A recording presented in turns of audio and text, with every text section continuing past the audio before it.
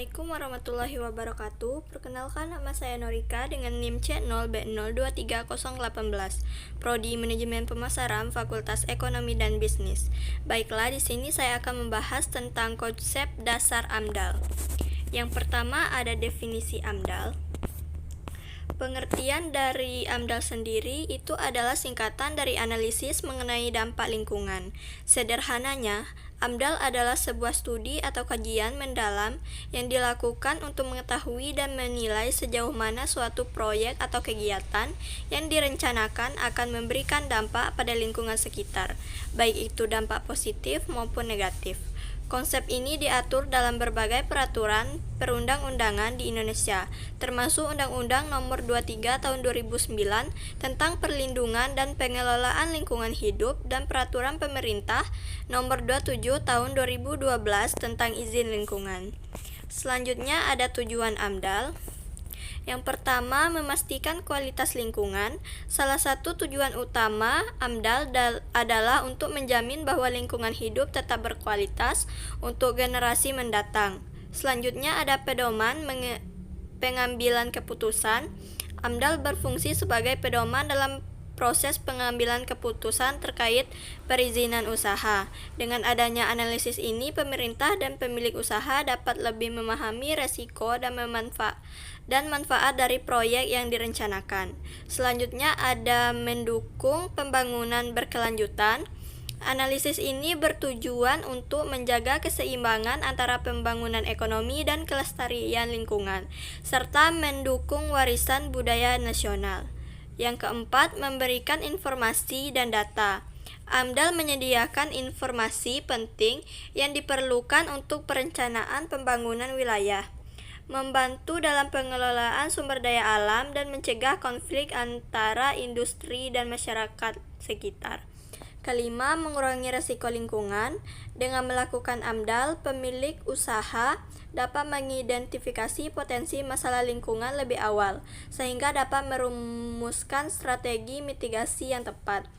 Yang keenam, meningkatkan partisipasi masyarakat. Proses penyusunan AMDAL melibatkan masyarakat yang terdampak sehingga meningkatkan transparansi atau akuntabilitas dalam pengambilan keputusan terkait proyeksi.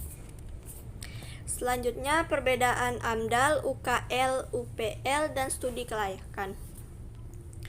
AMDAL adalah analisis mengenai dampak lingkungan, adalah dokumen yang wajib disusun untuk mengetahui kegiatan usaha yang berpotensi memberikan dampak besar dan signifikan terhadap lingkungan. AMDAL dilakukan pada tahap perencanaan dan berfungsi sebagai alat untuk pengambilan keputusan terkait kelayakan lingkungan dari suatu proyek. Kegiatan yang memerlukan AMDAL umumnya adalah proyek berskala besar atau yang berlokasi di daerah hutan lindung. UKL atau UPL adalah upaya pengelolaan lingkungan hidup dan upaya pemantauan lingkungan hidup. Adalah dokumen yang disusun untuk kegiatan yang tidak memerlukan AMDAL, biasanya untuk usaha yang terlihat kecil dan dianggap tidak memiliki dampak lingkungan yang signifikan. UKL UPL berfokus pada pengelolaan dampak yang lebih ringan dan tidak penting. Selanjutnya ada studi kelayakan. Studi kelayakan adalah analisis yang lebih luas yang mencakup berbagai aspek, termasuk teknis, ekonomi, lingkungan, untuk menentukan apakah suatu proyek layak untuk dilaksanakan. Studi ini hanya mempertimbangkan dampak lingkungan, tetapi juga aspek finansial dan operasional dari proyek tersebut. Selanjutnya ada landasan hukum. Prinsip-prinsip dasar AMDAL. Yang pertama ada kebenaran ilmiah.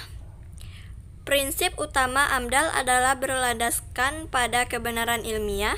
Ini berarti bahwa semua informasi dan data yang digunakan dalam penyusunan AMDAL hanya didasarkan pada penelitian yang valid dan dapat dipertanggungjawabkan secara ilmiah. Yang kedua, partisipasi publik. Proses penyusunan AMDAL harus melibatkan partisipasi masyarakat. Hal ini penting untuk memastikan bahwa suara dan kepentingan masyarakat yang terdampak oleh proyek pembangunan didengar dan dipertimbangkan. Yang ketiga, prinsip pencegahan.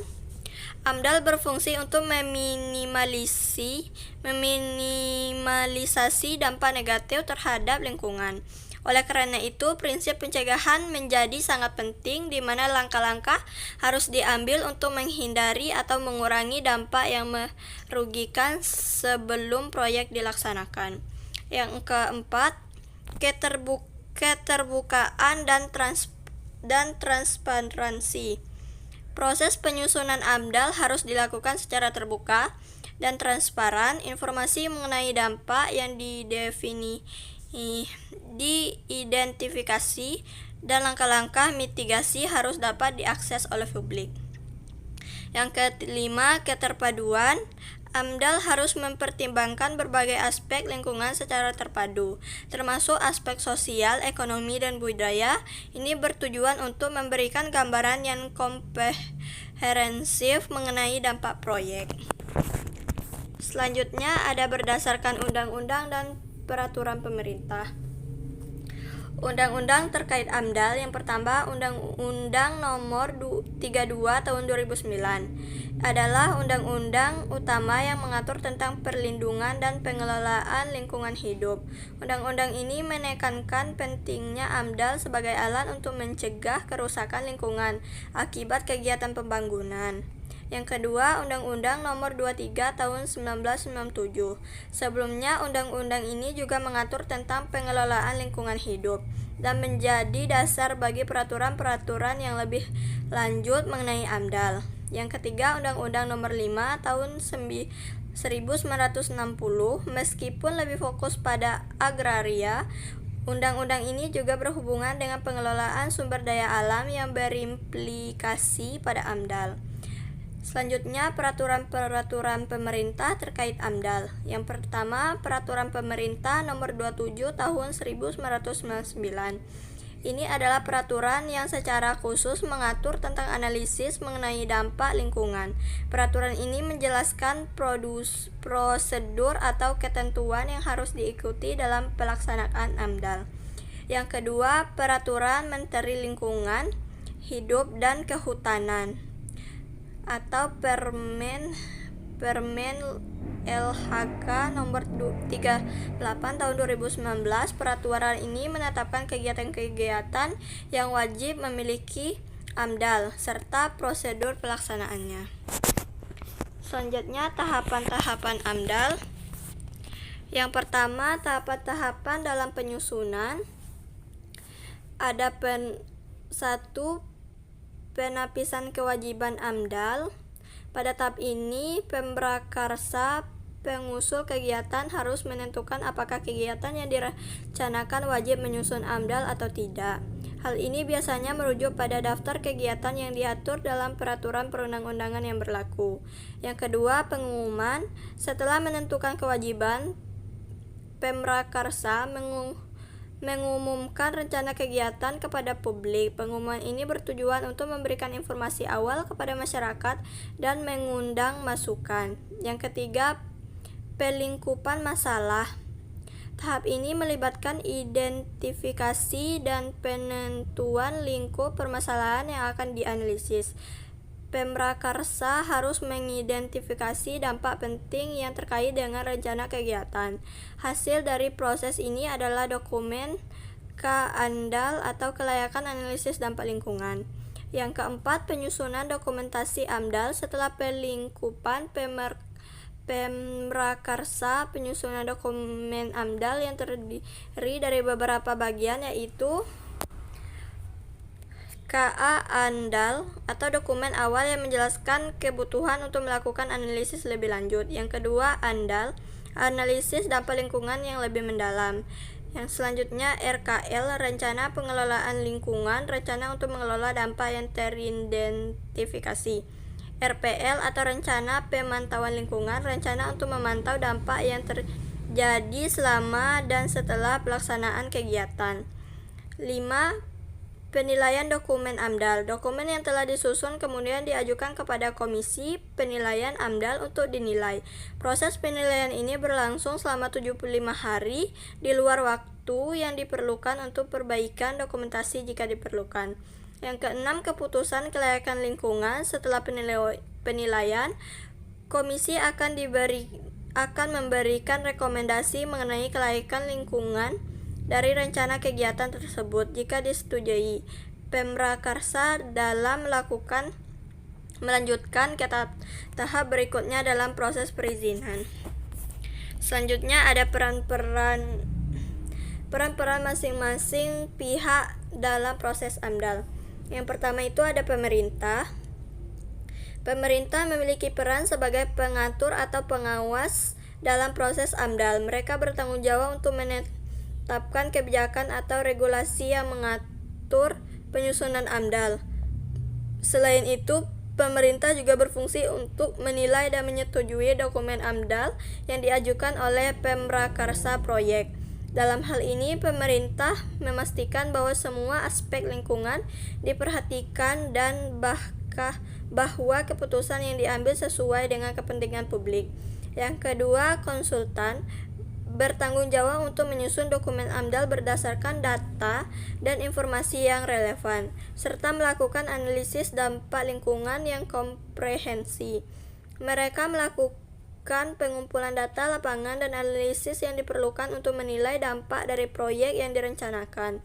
Konsultan juga berperan dalam mengkoordinasi antara Pemrakarsa proyek, pemerintah, dan masyarakat untuk memastikan bahwa semua pihak terlibat dalam proses AMDAL.